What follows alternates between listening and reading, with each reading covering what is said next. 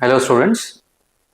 तो देखो, इस वीडियो में मैं उस टॉपिक के बारे में चर्चा करूंगा जो अक्सर बच्चे मुझे बहुत बार आके पूछते हैं कि सर, हम लोग शेड्यूल बार बार बना देते हैं पर वो फॉलो हो नहीं पाता है after a certain number of days.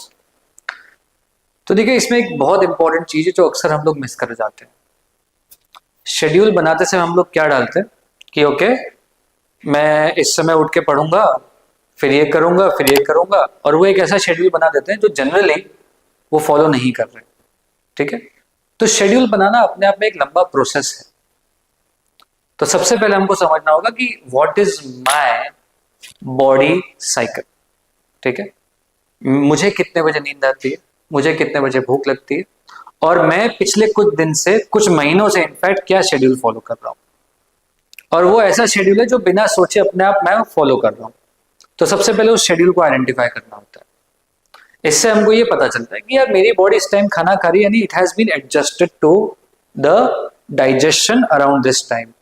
खाना खाने के अगले 1-1.5 घंटे बॉडी थोड़ा मेहनत कर रही होगी, खाने को पचा रही होगी, तो उस टाइम पे बॉडी थोड़ा लेट बैक होता है।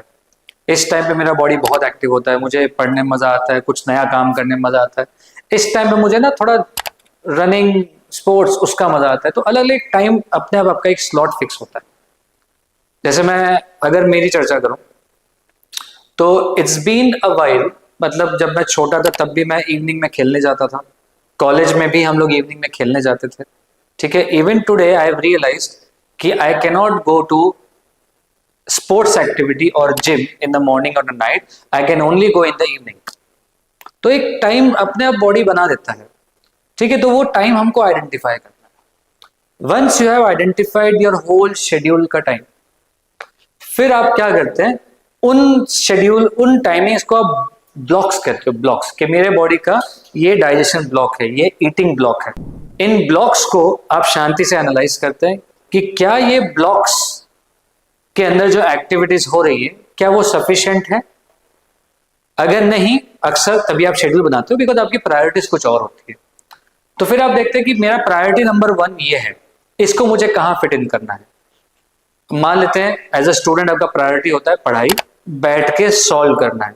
So at that time your body and your mind should be highly alert. ये टाइम कौन सा हो सकता है? ये अक्सर खाने के पहले वाला टाइम हो सकता है, या खाने के बाद 1.5-2 घंटे के बाद आपका बॉडी और माइंड दोनों एक्टिव और फ्रेश रहते हैं। या कुछ लोगों के लिए लेट नाइट होता है, कुछ लोगों के लिए अर्ली मॉर्निंग होता है। तो आइडेंटिफाई करिए और धीरे धीरे उन ब्लॉक्स को पुश करिए। एक साथ आपको शेड्यूल चेंज नहीं करना है।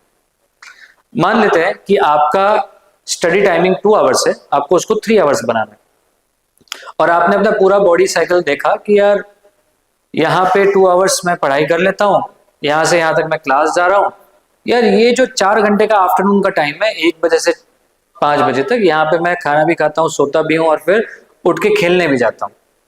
तो इसके अंदर से हमको एक आधा घंटा चुरा लेना। ठीक है। कैसे चुराएंगे हम उसको कि ओके, बॉडी को जरूरत कितनी है, खाना खाने में आधा घंटा, खाना खाना और बात करना, थोड़ा रेस्ट करना, और उसके बाद 1 से 1.5 घंटा बॉडी लेथार्जिक होता है। तो उस समय आप, उसके बाद आप सोते हैं, तो हो सकता है आपका सोने का ड्यूरेशन थोड़ा लंबा है, उसको आधा घंटा वहां कट कर दिया। या फिर आपने देखा होगा कि यार, 2 ब्लॉक्स के बीच में, जैसे शाम के 5 बजे से 7 बजे तक मैं खेलूंगा और 8 बजे तक खाना खाऊंगा ना, 7 से 8 का पूरा 1 घंटा कोई खाना नहीं खाता। सो क्या इस टाइम के अंदर 15 मिनट्स निकाले जा सकते हैं टू मेक अ प्लानर जो मैं 2 घंटे बाद फॉलो करूंगा? आप समझ रहे हैं? ऐसे छोटे छोटे ब्लॉक्स आपको चुराने हैं।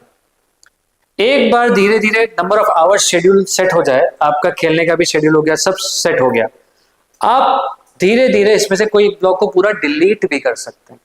जैसे खाने के बाद एक सोने का ड्यूरेशन होता है, आपने पहले उसको आधा घंटा कट किया। ठीक है। फिर आपने थोड़ा स्टडी किया सोने का ड्यूरेशन कम कैसे किया जाए। अच्छा, ऐसा फूड खाना है जो इजी टू डाइजेस्ट है, let's say you go on the millet, right, millets diet पे चले गए, या कुछ और आपने डाइट ले लिया जिससे आपका पेट थोड़ा हल्का है, एट द सेम टाइम आपको न्यूट्रिशन मिल गया, तो आपकी स्लीप रिक्वायरमेंट कम हो गई।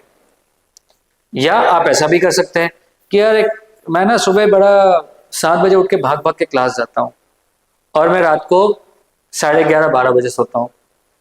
तो एज अ स्टूडेंट मेरी रिक्वायरमेंट कितनी है, मुझे 7 घंटा सोना है, 7 आवर्स। तो 11 to 6 इज फाइन, पर 6 o'clock उठ नहीं सकते हैं हम, तो 7 o'clock उठते हैं, कोई दिक्कत नहीं। इस बार हम लोग 6:30 उठने का ट्राई करेंगे। You know the whole idea is to identify आपका बॉडी कहाँ कंफर्टेबल है, और छोटे छोटे छोटे छोटे ब्लॉक्स कट करते करते जो रिडंडेंट एक्टिविटी है उसको डिलीट करना है, या उसको स्क्वीज करके बहुत छोटे से टाइम इंटरवल में डालना है, ठीक है।